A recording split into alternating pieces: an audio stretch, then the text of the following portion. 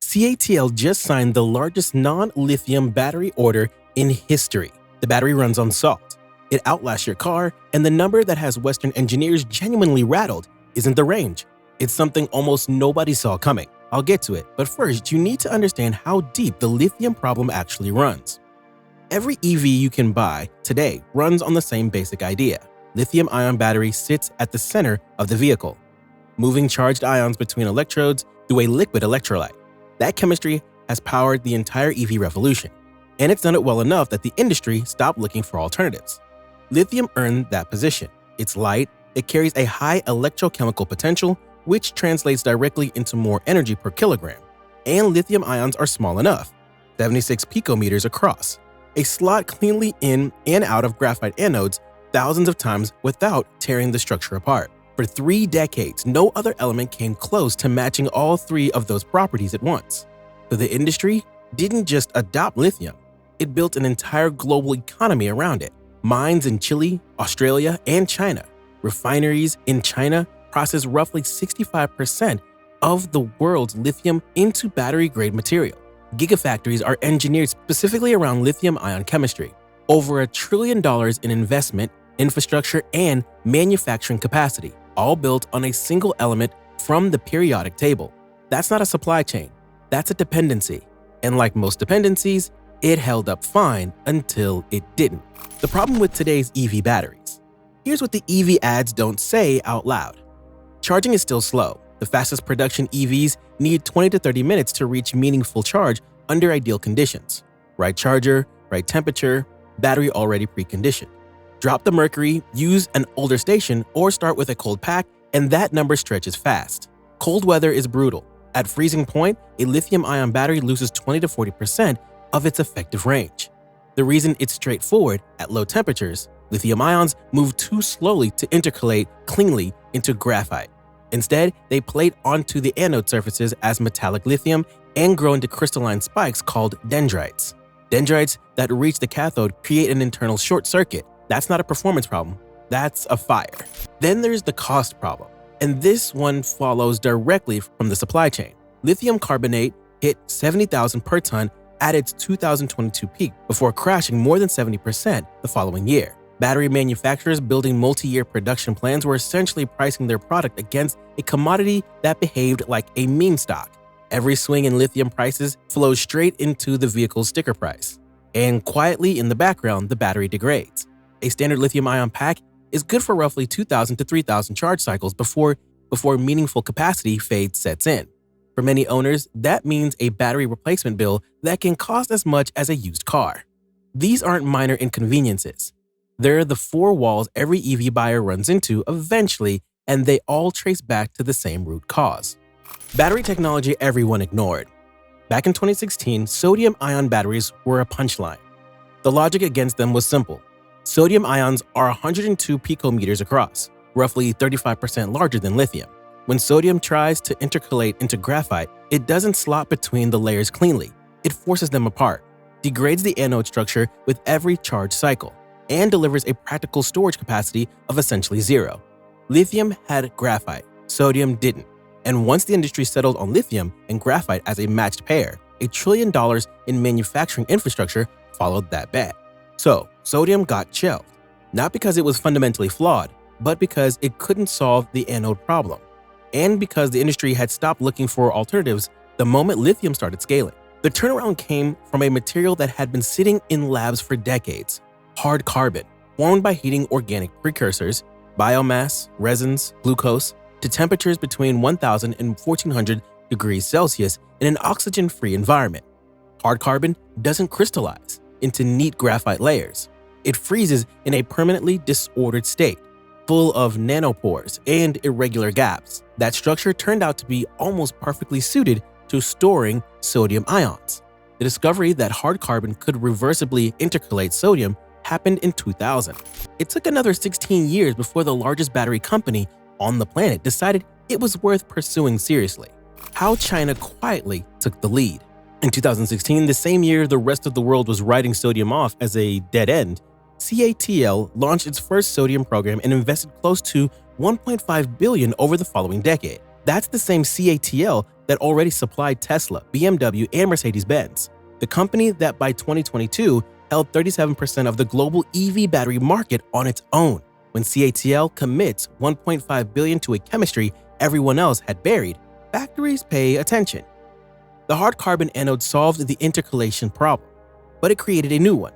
Hard carbon's disordered, pore-filled structure makes it highly absorbent. Even trace moisture reacts with the electrolyte inside the cell, generating gases that degrade performance and shorten cycle life. CATL's engineers spent years solving that specific problem. Their answer came in two parts.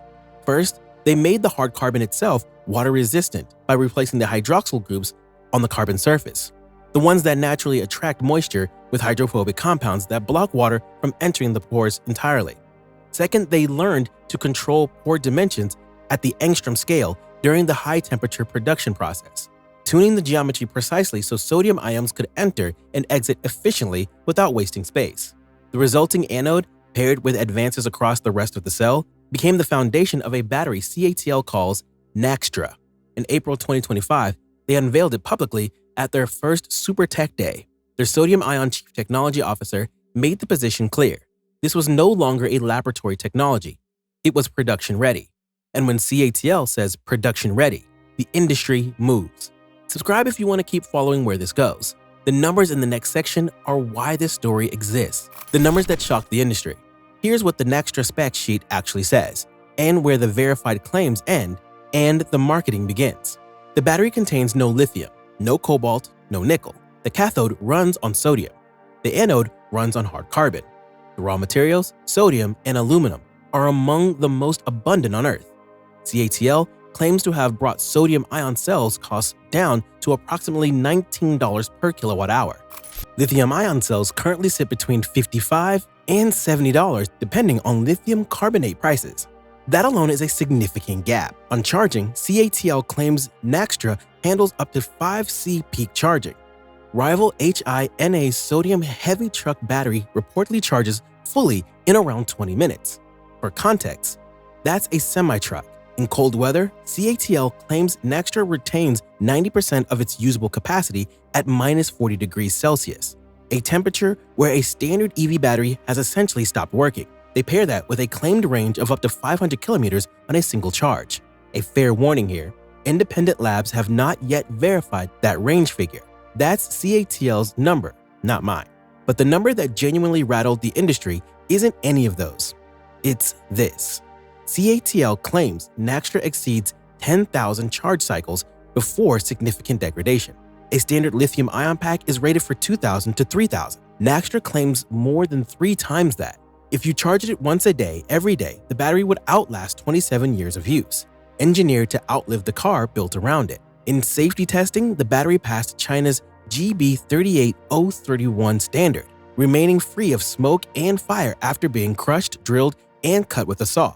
Could this replace lithium? Not entirely, and CATL knows that. Sodium-ion's fundamental limitation is energy density. Naxtra achieves roughly 175 watt-hours per kilogram, competitive with the LFP lithium batteries used in most affordable EVs today, but still below the premium lithium chemistries used in high-range vehicles, where every gram of battery weight directly costs range.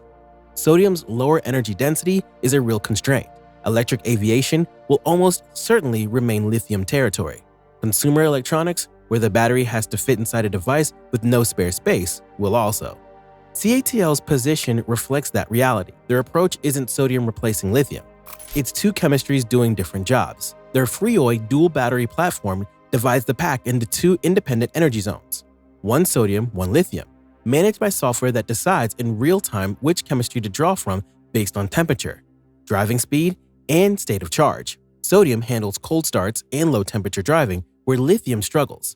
Lithium provides the energy density for a longer range. Neither chemistry is being asked to do something it wasn't designed for. The real question isn't whether sodium can beat lithium on every metric. It's whether a battery that costs less than a third as much survives temperatures lithium can't, and lasts 3 times as long can take enough of the market to fundamentally change EV economics. And the April 2025 contract suggests the answer is yes. CATL signed a 60 gigawatt-hour sodium-ion order. In all of 2025, they shipped approximately 122 gigawatt hours of energy storage batteries. This single contract represents roughly half that annual output for a technology that was pre-commercial 12 months earlier. Why the West is suddenly paying attention. This stopped being just a battery story a while ago. While CATL and BYD were shipping, America's most significant sodium-ion hope, Natron Energy, shut both of its facilities and canceled a $1.4 billion factory in September of 2025. The only US company with real sodium orders was gone. LG Energy Solution, which supplies Volkswagen, GM, and Tesla, chose to develop its sodium cells not in Korea or the US, but in China, with a pilot plant in Nanjing and a materials deal with CNGR. Read that twice. Chinese institutions now account for 65.4% of high-impact research publications on electric batteries, compared with 11.9% of US institutions. CATL and BYD alone hold over half the world's EV battery market. Analysts project the global sodium-ion market will grow from $1.39 billion in 2025 to nearly $7 billion by 2034. Sodium is also moving beyond cars. China already runs a 100 gigawatt sodium battery grid storage station, and CATL is scaling past 3,000 battery swap sites across 140 cities, over 600 of them in northern regions where lithium performs worst. The Council on Foreign Relations put it plainly: the United States can't outmine and outprocess China. The only viable path forward runs through disruptive innovation and recycling technology. That requires a closing gap that has been widening for years. What surprised me most? What's surprising is how fast the conversation shifted. For 2 decades, sodium-ion was a footnote. Then, lithium carbonate prices went haywire in 2022. Supply chain vulnerabilities became impossible to ignore, and suddenly the chemistry everyone had buried became the most discussed development in the battery industry. Patent filings, research publications, and corporate investment in sodium-ion spiked almost perfectly in step with the lithium price rally. That's not a coincidence. It's what happens when an industry realizes it built its entire future on a single material controlled by a handful of suppliers, and runs out of reasons to pretend otherwise. CATL didn't invent sodium-ion. They invested in it when everyone else moved on, solved the manufacturing problems, and turned a dead-end chemistry into the largest non-lithium battery contract ever signed. That's what a decade of disciplined R&D looks like when it lands. The battery in your next EV may not run on lithium at all. It might run on the same element sitting in your kitchen right now. So here's the real question. If CATL's 10,000 cycle claim holds up under independent testing, does lithium still have a future in mainstream EVs? Or does sodium win on pure economics? Drop your take in the comments. And if you want to follow this story as the real data starts coming in, subscribe. There's a lot more to this race than what's showing up in the press releases.